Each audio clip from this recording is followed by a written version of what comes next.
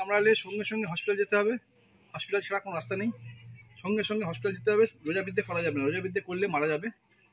আর যতটা পারা যায় সম্ভব তাড়াতাড়ি যাবার চেষ্টা করবে।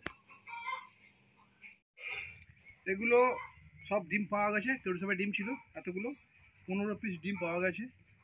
আর ডিমগুলো বেশ বড় বড়। আর বাচ্চা সবে আজ থেকে মনে হচ্ছে 10 দিন কি 12 দিন আগে ডিম পেড়েছে, এখনও বাচ্চা রেডি হয়নি, আর কিছুদিন সময় লাগবে। ডিম ফুটলে আবার পিঠেগুলো দেওয়া হবে।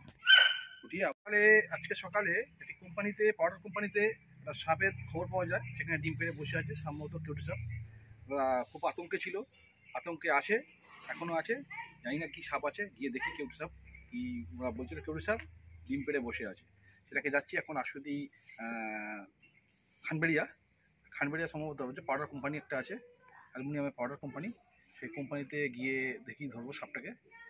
আর ধরার পরে সাপটাকে দেখাবো কীভাবে কী হয়েছে।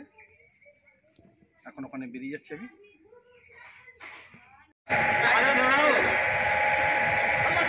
দাদা সাপটা কখন দেখতে পেয়েছেন? হ্যাঁ, ও কি ডিম পেড়ে গেছে এখানে? আমি দিবাকর, এই যে ডিমগুলো আছে।